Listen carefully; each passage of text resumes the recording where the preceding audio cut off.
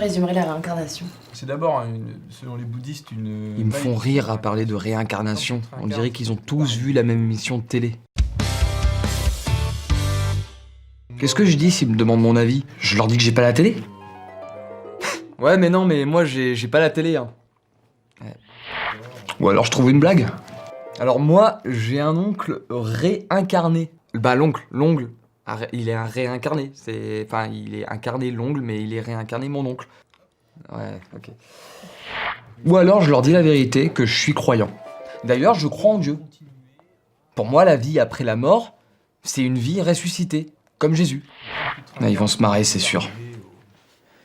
Je vais devoir leur avouer des trucs inavouables. Ça m'arrive d'aller à la messe le dimanche. Prier, j'aime ça. Ça me donne... Je sais pas, mais j'aime ça.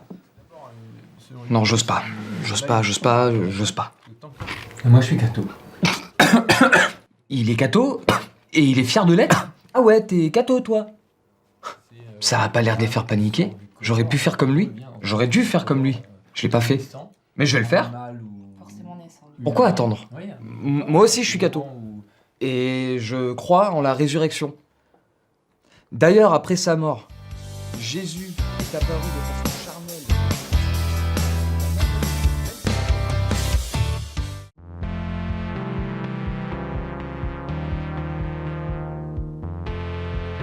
Cette œuvre sera le refuge des grandes détresses, qui viendront épuiser la consolation et l'espérance. Je veux qu'elle soit un foyer éclatant de lumière, de charité et d'amour. Je rêvais de beaux paysages, de lieux inspirants. J'avais besoin d'échapper à cette folie du quotidien. Je cherchais infiniment le silence. C'est comme un rendez-vous. Je sais que Dieu m'y attend.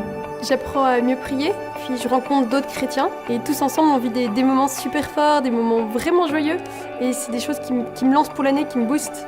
J'apprends à mieux connaître Jésus, à le prier et à devenir son ami. Je me ressource, je reçois tellement.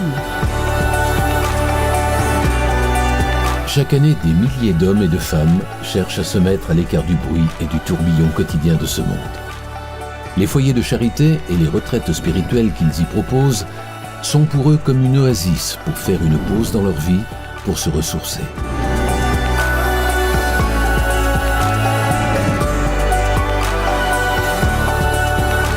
L'œuvre naît de l'appel que Marthe Robin, grande figure spirituelle du XXe siècle, a reçu de Dieu de créer ces lieux nouveaux. Avec le concours du père Georges Finet, Marthe Robin crée en 1936, dans un petit village de la Drôme, le premier foyer de charité. Au fil des années, d'autres foyers de charité ouvrent un peu partout dans le monde. Aujourd'hui, 80 foyers sont ouverts dans 42 pays.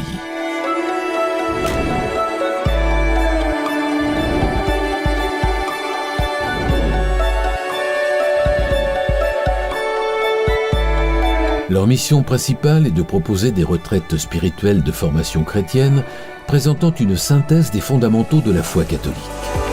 Pour notre couple, ce lieu compte beaucoup. C'est un endroit où on se retrouve beaucoup ensemble. On a beaucoup de temps tous les deux. On est totalement libérés des préoccupations du quotidien. J'avais tout laissé tomber concernant la religion. Et en venant ici, j'ai été bien accueillie, écoutée. C'est ce que je voulais, c'est ce que je cherchais en fait. Accueillis comme en famille, les participants sont invités à vivre un temps de retraite en silence et à se mettre à l'écart du monde pour se ressourcer.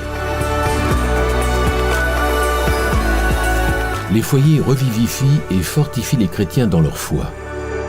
C'est aussi le moyen de donner à chacun la chance de rencontrer Dieu, d'être transformé par son amour et de grandir en humanité.